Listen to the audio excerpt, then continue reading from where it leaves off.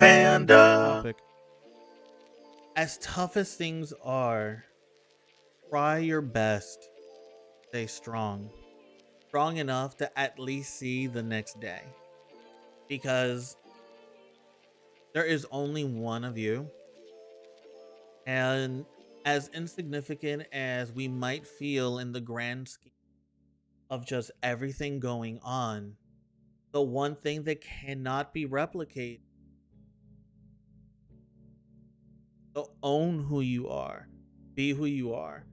Do it safely if you're in an environment where you can't do it loudly. And as soon as you're able to, be loud as who you are and never look back. You matter. That does suck. But yes, you matter. Y'all are important.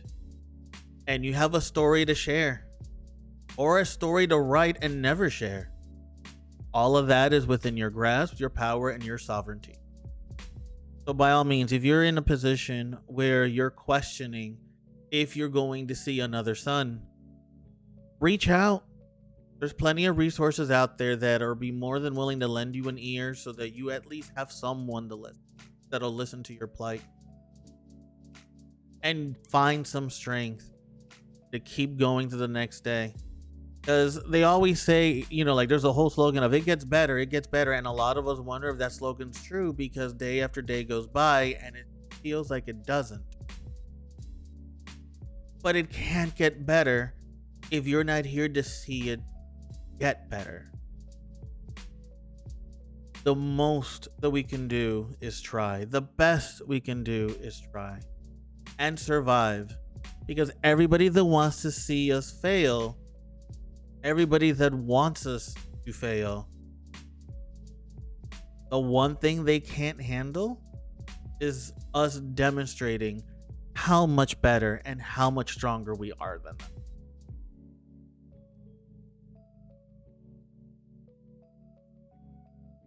And that is a good segue for this next topic that I will talk to the best of my ability. Because again, it's another tough one. But for those of us in the LGBTQIA community, you're not hearing this for the first time. You already know what happened in Colorado Springs.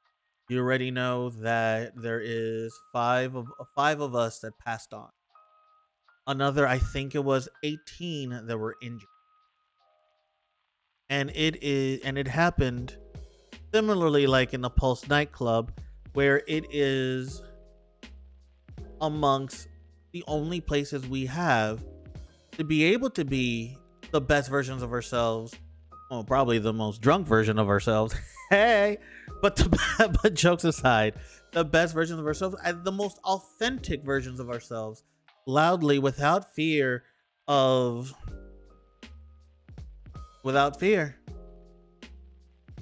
Whenever our sanctuaries are attacked in the way that they are, it doesn't matter where it happened.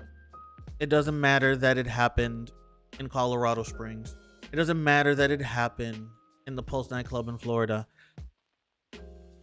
When it happens to one of our sanctuaries, we all feel it across the country, sometimes even globally for those that actually keep up with US's bullshit. The message is always clear as they pass multitudes of laws. The Don't Say Gay bill, Gestapo's in Texas snatching children away, trans children away from parents. Tennessee passing either successfully or not so successfully clothing ordinances. Like there are dozens and dozens of laws either cooking or fully or already already done of just anti-trans or anti-LGBT or generally speaking LGBT laws, where despite their narrative always being this is to protect kids because they want to associate us with what the worst of their own community does because scapegoats are fun. The narrative The surface level narrative is always that they don't care we exist, they just want us to exist quietly and out of their line of vision.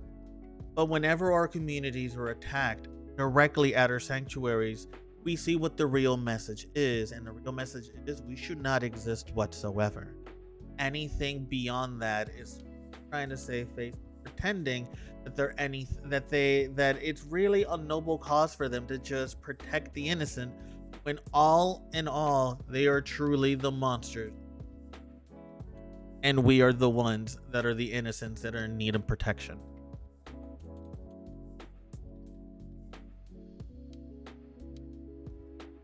I'm not sure what the solution to this problem is, other than continuing to fight, continuing to be loud. Those of us that are able to fight, those of us that are able to be loud, to be even fucking louder. If you are an ally, tomorrow is Genocide Appreciation Day, right? Like, tomorrow is the day where you gather amongst, like, your racist uncle that everybody gives a pass to, your homophobic auntie that everybody gives a pass to, your transphobic mom that everybody gives a pass to. You are going to face several family members that contribute through their dialogue and through their voting to the massacres that happen in Colorado Springs and the Pulse 90. Directly contributing. Allies, if you do not make them uncomfortable, you're just as complicit. If you're giving a pass to this bullshit, you're just as complicit. Complacency gets death. We are dying out there. We're dying. We're being arrested. We're in fear.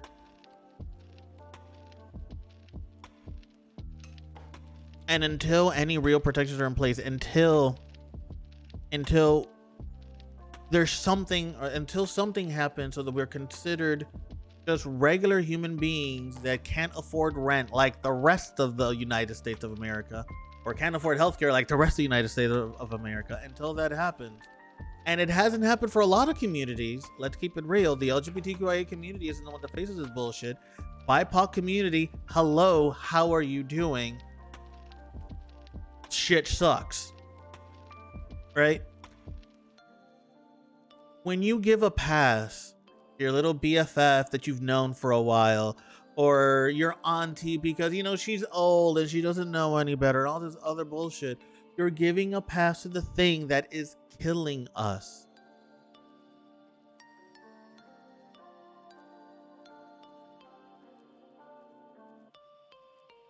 There is no easy solution to this. There's no way to fix this problem without you dealing with some level of discomfort that forces you to look at yourself and say, oh shit, I still have more growing to do. And a lot of people aren't willing to do that. A lot of people shut down at the idea that they still have more growing to do, because it's easier to not deal with a problem that doesn't affect you directly and to realize you're complacent in the problem that doesn't affect you directly. My one ask to anyone who considers themselves an ally, whether it be an ally to the LGBTQIA community, an ally to BIPOCs, an ally, the Black, Indigenous, people of color community, an ally to like disabled community, whether it be physical or mental. Just,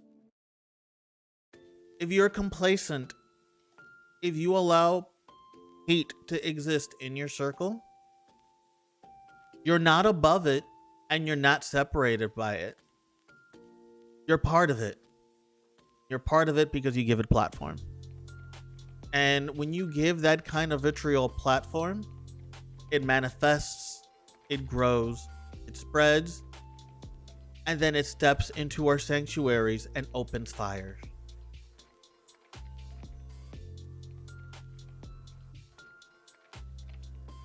So if y'all are enjoying your turkey tomorrow, I better hear nothing but stories of how you made your auntie cry because you told her hard truth that she couldn't handle, and nobody had the balls to tell her. Because otherwise, if you're breaking bread with these people, don't come to us when shit gets bad enough that it actually finally affects you directly.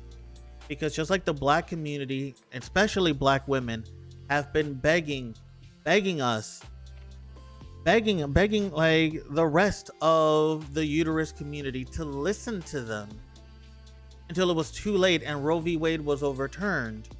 By the time shit affects you directly and you come to us asking for help, all we're gonna say is, why didn't you do something soon?